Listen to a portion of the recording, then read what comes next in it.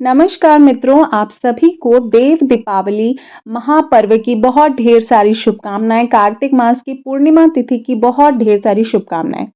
आज की जो पूर्णिमा, जो कार्तिक मास की पूर्णिमा होती है, वो अपने आप में बहुत ही महत्वपूर्ण और बहुत ही विशेष गुणों के साथ होती है।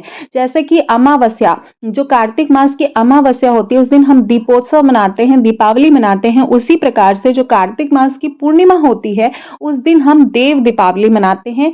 ऐसी पुराणों में लिखित वर्णन है कि भगवान का जो प्रथम अवतार था, भगवान विष्णु का जो प्रथम अवतार है, 24 भगवान के 24 अवतार हैं, और जिसमें से जो प्रथम अवतार है वो मत्स्य अवतार है। और मत्स्य अवतार का जो पहला जो मत्स्य अवतार हुआ था वो देव दीपावली के दिन ही हुआ था। इसीलिए भगवान विष्णु को ये बहुत प्रिय है और इसको देव दीपावली इसलिए कहते हैं क्योंकि ऐसी मान्यता है कि आज ही के दिन सारे देवी देवता नदियों में वास करते हैं, तो इसलिए स्नान का महात्म्य बहुत ज्यादा है। अगर पॉसिबल हो तो आपको आज के दिन किसी नदी में ही स्नान करना चाहिए। तो देखिए, पूर्णिमा तिथि पर कंफ्यूजन था कि 15 नवंबर या 16 नवंबर, हम किस दिन पूर्णिमा तिथि को मानेंगे। तो देखिए, क्योंकि 15 नवंबर को तिथि जो लग रही है वो देख लीजिए, पूर्णिमा तिथि रहेगी 15 नवंबर यानी दिन शुक्रवार को 6:20 पर, सुबह सुबह 6:20 पर यह तिथि प्रारंभ हो जाएगी और तिथि का समापन होगा 16 नवंबर दिन शनिवार को 2:58 पर दोपहर में यह तिथि समाप्त हो जाएगी। ऐसे में जो पूर्णिमा का, जो चंद्रमा की पूर्णिमा का जो पूरा रात्रि भर रहेगा वो केवल 15 तारीख को रहेगा। इसीलिए 15 तारीख को ही हमें कार्तिक मास की जो देव दीपावली का उत्सव जो लोग मनाते हैं या पूर्णिमा पे दान स्नान इत्यादि करते हैं, वो 15 नवंबर दिन शुक्रवार के दिन ही करेंगे। ऐसी मान्यता है कि देव दीपावली पर जो एकादशी, बड़की एकादशी यानी देव उठनी पर एकादशी पर तुलसी माता का विवाह नहीं कर पाते, वो देव दीपावली यानी कार्तिक मास के पूर्णिमा को भी वो इस विवाह को कर सकते हैं। ठीक है। जो लोग पूर्णिमा का व्रत शुरू करना चाहते हैं वो देव दीपावली के दिन यानी कि कार्तिक मास की पूर्णिमा के दिन अपना पूर्णिमा का व्रत शुरू कर सकते हैं। मित्रों, आज के दिन हमारे जो सिख भाई हैं उनके जो गुरु नानक जी का जन्म भी माना जाता है। तो ऐसी मान्यता है कि लोग गुरुद्वारे में जाकर गुरु ग्रंथ साहिब का श्रवण भी करते हैं और उनके दिए तो गुरु नानक जी का जन्म उत्सव भी आज ही के दिन मनाया जाता है। तो इसीलिए ये बहुत विशेष पर्वों में से एक है, क्योंकि दूसरी मान्यता के अनुसार, दूसरी मान्यता क्या आप शिव पुराण में वर्णित है, वहां पढ़ सकते हैं कि भगवान शंकर ने त्रिपुरासुर नाम के एक दैत्य का वध किया था। और इसी कारण से देव दीपावली और भी विशेष हो जाती है, क्योंकि इस दिन जो भगवान विष्णु है वो और भगवान महादेव और जो सिख के प्रथम गुरु नानक जी का से सभी तीनों से रिलेटेड है।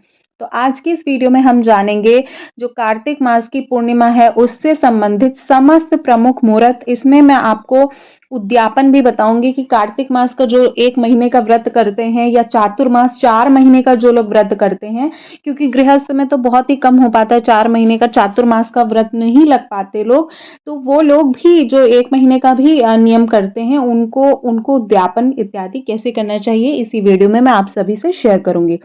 तो सबसे पहले देखिए, इसमें सूर्योदय का जो समय रहेगा, यानी जो कार्तिक मास पे सूर्योदय का समय रहेगा वो 6:44 पर रहेगा। ठीक है। लगभग 5:38 से 6:44 के बीच में सूर्योदय का समय रहेगा और सूर्यास्त का समय रहेगा 5:42 तक। ठीक है। उसके बाद देखिए, ब्रह्म मुहूर्त, जो लोग ब्रह्म मुहूर्त में जो पूर्णिमा का स्नान करते हैं, ब्रह्म मुहूर्त में बहुत से लोग, और घाटों पर स्नान होता है, वो लोग ब्रह्म मुहूर्त का स्नान करेंगे 5:08 पर 5:56 तक इत्यादि। उसके बाद देखिए, अभिजीत मुहूर्त है वो 11:49 से 12:33 तक है। उसके बाद अगली चीज देखिए, अमृत काल का जो मुहूर्त रहेगा, अमृत काल का मुहूर्त इस वर्ष रहेगा 5:58 पर। ये सुबह का मुहूर्त मैं आपको बता रही हूँ, 5:58 से 7:04 तक ये अमृत काल का मुहूर्त है। अगर आप चाहें तो इसी में आप अपनी सत्यनारायण भगवान की कथा शुरू कर सकते हैं, इसी में आप पूर्णिमा के व्रत का संकल्प कर सकते हैं। इसी समय में आप कोई भी व्रत अनुष्ठान जो भी आप संकल्प के साथ पूर्णिमा के दिन करना चाहते हैं वो कर सकते हैं। उसके बाद राहु काल का समय नोट कर लीजिएगा, लगभग सुबह 10:30 से लेके 12 तक राहु काल का समय रहेगा। तो ऐसे में आपको कोई भी पूजा इत्यादि शुरू नहीं करना चाहिए।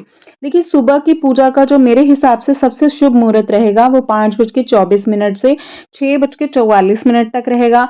जो संध्या वंदन का पूजन का समय रहेगा वो 5:27 से 6:47 तक रहेगा। ठीक उसी क्रम में विजय मुहूर्त रहेगा दोपहर में 1:53 से 2:36 तक।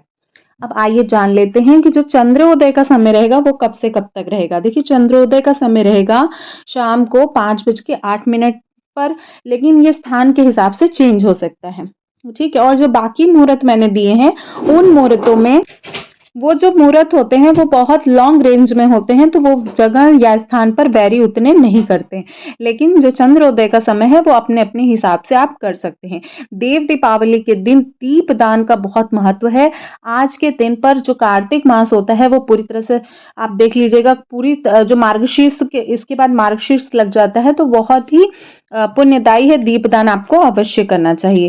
काशी क्षेत्र में तो इस दिन पूरा घाट ही सजता है, बहुत ही सुंदर तरीके से देव दीपावली का उत्सव मनाया जाता है, क्योंकि मैंने आपको बताया ही भगवान शिव से भी संबंधित है। त्रिपुरासुर नामक राक्षस का वध किया था तो इस दिन। तो उद्यापन जो लोग करेंगे वो अगले दिन, यानी कि जो हमारा 16 नवंबर दिन शनिवार को आपको लगभग 2:58 के बाद, यानी दोपहर के 2:58 के बाद आपको दान करना है, दक्षिणा करना है। अगर आप देख लीजिएगा प्रदोष काल में कर लीजिएगा, और आप व्रत पारण कर सकते हैं। लगभग 3:30 के आसपास आपको व्रत पारण कर लेना है और उसी दिन उसी समय आपको उद्यापन भी कर देना है। जो लोग तुलसी विवाह करेंगे वो संध्या काल में तुलसी विवाह कर सकते हैं।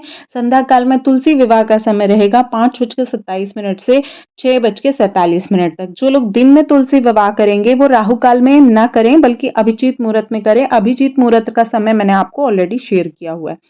ये थी संक्षिप्त जानकारी देव दीपावली या कार्तिक मास की पूर्णिमा के ऊपर। उम्मीद करती हूँ मेरे द्वारा दी गई जानकारी आपके लिए यूजफुल होगी। अगर यूजफुल है तो प्लीज़ लाइक शेयर ज़रूर कीजिएगा, और चैनल पर पहली बार विजिट करें तो चैनल को सब्सक्राइब कीजिएगा। मिलती हूँ इसी प्रकार की नेक्स्ट वीडियो में, तब तक के लिए जय श्री विष्णु।